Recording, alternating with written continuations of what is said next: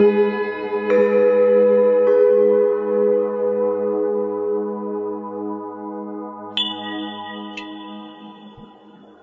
के सवाल में आप सभी के मनों का स्वागत है। आज जो मन हमारे सामने आ रहा है वह भक्त का है, साधक का है। अनेक भक्त और साधक जिन्हें अचानक ही कोई ऐसा अनुभव प्राप्त होता है, एक ऐसा दिव्य विस्फोट उनके भीतर होता है कि जिसके कारण उनके भीतर का सब कुछ एकदम हिल जाता है और वे घबरा जाते हैं कि ये हुआ क्या, कुछ समझ नहीं आता। क्योंकि दिव्य अनुभव जो हैं वे अकस्मात होते हैं, अचानक होते हैं, सडनली, और सोचने समझने का बिल्कुल अवसर नहीं मिलता कि ये हुआ क्या। अब इसके विज्ञान को समझना है, तो इसके विज्ञान को समझने से पहले ऐसे ही एक साधक जो ऐसे अनुभव से अचानक गुजरे हैं उनका अनुभव हम सुनते हैं। फिर उनके अनुभव के आधार पर हम इस बात को आगे लेकर चलेंगे। प्रणाम गुरुजी, मेरा नाम अनिल है और मैं बैंगलोर से हूँ। मैं बहुत सालों से हनुमान भक्त रहा हूँ और हमेशा गले में माला भी मैं हनुमान जी का ही पहनता हूँ। और ये हनुमान जी मेरे इष्ट देव रहे हैं और हमेशा से मुझे ऐसा लगता है कि उनकी उनका एक इनविजिबल हैंड हमेशा उन्होंने मेरे लाइफ को जिस प्रकार से गाइड किया है, वो एक इनविजिबल हैंड बहुत स्पष्ट है मेरी ज़िंदगी में। तो हाल ही में मैंने आपका बुक ख़रीदा। मैं आपको फॉलो करता हूँ यूट्यूब पे, मैं सुनता रहता हूँ और मैंने कृष्ण एक रहस्य बुक मैंने पढ़ना शुरू किया। और जो कल रात मैं पढ़ता रहा जब सुदामा जी का मिलन होता है प्रभु श्री कृष्ण से, और मैं फूट फूट के रोया गुरुजी, बहुत रोया। मुझे पता नहीं चला कि मैं क्यों रो रहा था, बस मैं सिर्फ हे प्रभु बोलते गया और मैं कम से कम 2 घंटे रोया हूँ कि हमारे प्रभु इतने दयालु हैं कि वो सिर्फ हमारे भाव देखते हैं। वो हमारा जो देह है, जो हमारा जो आउटसाइड अपीयरेंस है, उनसे उनका कोई मतलब नहीं है। वो सिर्फ हमारे भाव देखते हैं। और मुझे अभी भी पता नहीं चल रहा है क्योंकि मैं क्यों इतना रो रहा हूँ। आज सुबह भी जब मैं उठा और मैंने अपने मन में वो जो दृश्य था जो आपने डिस्क्राइब किया है अपने बुक में, वो भी मैंने फिर से अपने मन में मैंने सोचा कि किस प्रकार श्री कृष्ण जी ने सुदामा से मिला। उन्होंने जिस प्रकार थोड़ा उनसे मजाक भी की कि कौन सुदामा कह के, और फिर जो उन्होंने उनसे गले लगाया, जो आप कहते हैं शिशु की तरह उनके साथ खेला, ये एक बहुत ही टचिंग इंसिडेंट है कि मैं बता भी नहीं सकता कि जिस प्रकार उसने मुझे छुआ है, जिस प्रकार मेरे अंदर पता नहीं क्या उद्भव हुआ कि मैं इतना रोया। तो मेरे साथ ये क्या हो रहा है गुरुजी, थोड़ा बताइए प्लीज। गुरुजी, आपका संदेश पढ़ के ही मुझे आंखों में अश्रु का प्रवाह होने लगा। मैं आपको कैसे बताऊं। तो मेरी साधना है, बहुत सालों से मैं ये साधना कर रहा हूं कि मैं अपने आत्मा और अपनी इस देह को मैं सेपरेट रखूं। जो भी मेरे साथ होता है मैं हमेशा बोलता हूं कि ये इस कैरेक्टर के साथ हो रहा है, ना कि मेरे साथ। अगर मैं खुशी का भी अनुभव करता हूं तो मैं बोलता हूं कि ये मेरा कैरेक्टर है, this is the character Anil that is experiencing and not me. If I'm having troubles also, I say that this is the character Anil that is experiencing and not me. My soul is always anchored with Lord Hanuman and Lord Shri Ram. Guruji, मुझे आपसे connect करके इतनी खुशी हो रही है, इतनी खुशी हो रही है गुरुजी कि मैं आपको बता नहीं सकता। और जब मैंने आपका मैसेज पढ़ा तो पता नहीं क्यों मुझे बहुत दिल को छू गया गुरुजी। प्रणाम। आप सभी ने यह प्रश्न सुना, बहुत गहरा प्रश्न है, बहुत ही गहरा प्रश्न, और गहराई के कई बिंदु हैं। पहला क्या है कि इन्हें लगा कि अचानक इनके साथ ऐसा क्या घटा कि ये फूट फूट कर रोने लगे। क्या हुआ? क्योंकि कोई दुखद समाचार तो इन्होंने सुना नहीं। प्रायः संसार यही जानता है ना कि कोई दुख का समाचार हो, दुखद घटना हो, उसे देखकर मनुष्य इस तरह से फूट फूट कर रोता है, या कोई बहुत बड़ा नुकसान हो गया हो। अब यहां तो ऐसा कुछ नहीं हुआ। यहां तो ऐसा हुआ है कि सुदामा से कृष्ण मिल रहे हैं और उस क्षण के अंदर अचानक इनके भीतर एक विस्फोट होता है। अब इसे समझ लीजिए, ये विस्फोट क्या है। इसे दिव्य ऊर्जा का विस्फोट कहते हैं। जिस क्षण की इन्होंने बात की, वह क्षण क्या है उसे समझिए।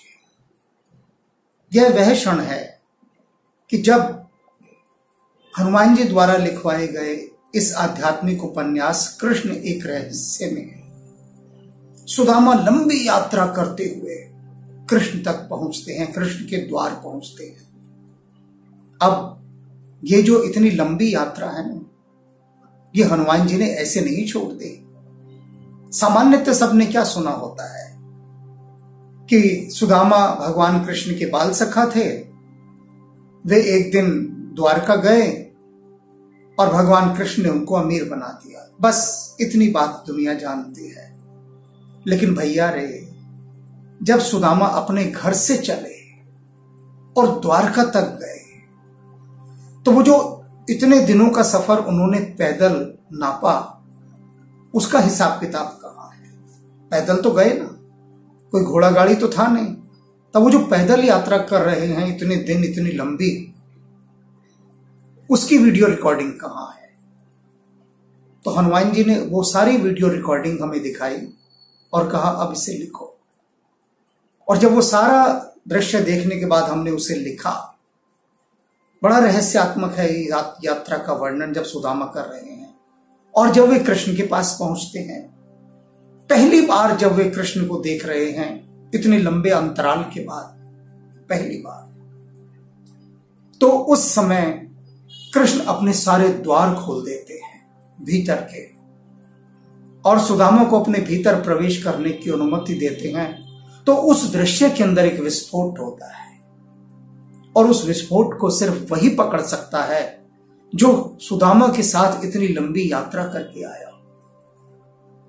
अनेक भक्तों की प्रतिक्रिया इस क्षण पर मेरे पास आई। ये क्लाइमेक्स है, चरम दृश्य है, क्लाइमेक्स सीन।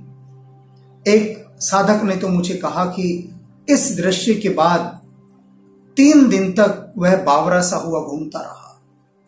हर तरफ जहां देखे वो कृष्ण कृष्ण उसे दिखाई दे रहे हैं, और उसका किसी से बोलने का मन ना करे, कुछ खाने का मन ना करे, कुछ पीने का मन ना करे। और उसकी दशा ऐसी थी कि उसे लगा कि सर्वत्र कृष्ण कृष्ण की सत्ता उसे दिखाई देने लगी, क्योंकि उसके साथ उसकी कनेक्टिविटी हो गई, उस विस्फोट के साथ जुड़ाव हो गया, और वो उस ऑरा में, उस आभा मंडल में प्रवेश कर गया। तो यही इस साधक के साथ भी हुआ कि इस अध्याय के इस चरण में प्रवेश करते ही, इस दृश्य में प्रवेश करते ही, जैसे वो जो विस्फोट हुआ था उसकी जो तरंगे थी उन्होंने इसको अपने अंदर खींच लिया, उसके गुरुत्वाकर्षण में खींचते चले गए। अब खींचते चले गए तो भीतर जाकर क्या हुआ, भीतर के जो ऊर्जा चक्र थे उनको पहली बार ऐसा करंट मिला, एक हायर करंट, हाई वोल्टेज का करंट, और वो भीतर सब कुछ हिल गया। और हिल गया तो एक गीत है ना, ये आंसू तेरे दिल की जुबान है। अब जब भीतर सब कुछ अचानक हिल जाता है तो जुबान तो काम नहीं करती, बोलना तो होता ही नहीं, तो सारा काम उस समय जो संभालती है वो आंखें संभालती है। उस विस्फोट से भीतर इतनी वाष्प, इतनी स्टीम एवोपरेट हुई, वाष्पित हुई कि वो आंखों से बही। और जो बाढ़ थी, उसका जो वेग था, उसकी जो फोर्स थी, उस फोर्स ने विवश किया फूट फूट कर रोने के लिए। तो ये फूट फूट कर रोना, आंसुओं का बहना, ये समझ लीजिए कि भाव समाधि है। समाधि घटी, एक क्षण के लिए घटी, जितने क्षण के लिए रही। और इनका तो 2 घंटे तक रोना जारी रहा, तो 2 घंटे तक वो समाधि का प्रभाव रहा। वो समाधि तो क्षण भर की रही होगी, लेकिन उसका प्रभाव 2 घंटे तक रहा। एक के पास 3 दिन तक रहा। इस तरह से अलग अलग प्रभाव बट जाते हैं। वास्तव में क्या है कि जब कोई दिव्य घटना किसी दिव्य माध्यम से घटित होती है, कि जो बार बार एक बात मैं कहता हूं कि ये सारी रचनाएं हनुमान जी द्वारा लिखवाई गई हैं, तो ये बात यूं ही नहीं है। लोग इसको यूं ही कह सुनकर आगे बढ़ जाते हैं, बहुत सारे लोग बढ़ेंगे भी, स्वाभाविक है, क्योंकि सबकी बारी अभी नहीं आई ना। जिनकी बारी आ गई है, जिन्होंने इनको पढ़ा है, वो फिर कुछ कहने योग्य नहीं रहते, वे चुप मार जाते हैं, कहते कि नहीं क्या बोले, हम बोल ही नहीं सकते, बस सब कुछ भीतर घटना शुरू हो गया है। भीतर के जो चक्र हैं, उन चक्रों को खोलने के लिए ये आध्यात्मिक उपन्यास एक चाबी का काम करते हैं, एक ऊर्जा का, एक करंट का काम करते हैं। ऐसा समझ लीजिए आपके भीतर का पूरा सिस्टम है। अब उस सिस्टम को पावर तो चाहिए ना, करंट तो चाहिए चलाने के लिए, वो कहां से आएगा? तो इन उपन्यासों के माध्यम से अचानक एक जनरेटर ऑन हो जाता है, एक बिजली घर चालू हो जाता है। और किसका कब हो जाए ये तो हनुमान जी ही जाने। और बिल्कुल ऐसे ही भगवान राम की जो श्रृंखला है सारी की सारी, उसके साथ ही जुड़ा है। उसकी तो बहुत लंबा महासागर है भगवान राम वाला। वचन से वो आरंभ होती है, जैसे कृष्ण एक रहस्य है, वैसे वहां वचन है। और उस वचन में तो अनेक अनेक स्थान पर इतने ऊर्जा से जुड़े इतने विस्फोट वहां पर हैं कि व्यक्ति को अबोला बना देते हैं। और ये हनुमान जी की ना बहुत बड़ी लीला है, मैं बताऊं। उन्होंने कहा एक समय के बाद कि अब तुम कहना शुरू करो कि ये हमारे द्वारा लिखवाए जा रहे हैं, क्योंकि पहली बात तो यह है कि अनेक लोग इस पर भरोसा ही नहीं करेंगे। तो बात कोई फर्क नहीं पड़ा कहने का। और जो भरोसा करेंगे उनकी बात बन जाएगी। बहुत समय से, कितनी कितनी समय से प्यासी आत्माएं बैठी हैं, तो उन प्यासी आत्माओं को अब गंगा स्नान का अवसर मिलना चाहिए ना। लेकिन इसके बाद भी चूकना हो जाता है, इसके बाद भी। तो ये अवसर है, ये एक संभावनाएं हैं, एक छलांग लगाने की, प्रभु के राज्य में प्रवेश करने की। और कहा तो गया है ना, राम द्वारे तुम रखवारे, होत न आज्ञा बिन पैसारे। तो हनुमान जी इन आध्यात्मिक उपन्यासों के माध्यम से वो प्रवेश द्वार दिखा रहे हैं। राज की बातें हैं जो मैं बता रहा हूं, उनके लिए जिनकी बारी आने वाली है। बाकी जिनको अभी संसार में ही रस है, जिनका रस अभी भोग में ही है, जो अभी माया के वशीभूत हुए हैं, उन्हें मेरी इन बातों से कोई फर्क नहीं पड़ता। और इस अवसर को, इन संभावनाओं को जितना अपने भीतर समा सकते हैं समा लीजिए, अनुभव कीजिए। सब कुछ सामने है, सब कुछ। प्रमाण अनेक साधक दे रहे हैं, भक्त दे रहे हैं। अब इनको देखा ना, इन साधक को अपनी बात कहते कहते कहते कहते अचानक उस क्षण पर आकर कैसे भावुक हो गए, क्योंकि उस ऊर्जा का कहीं एक हल्का सा करंट वहां पर भी स्पार्क कर गया।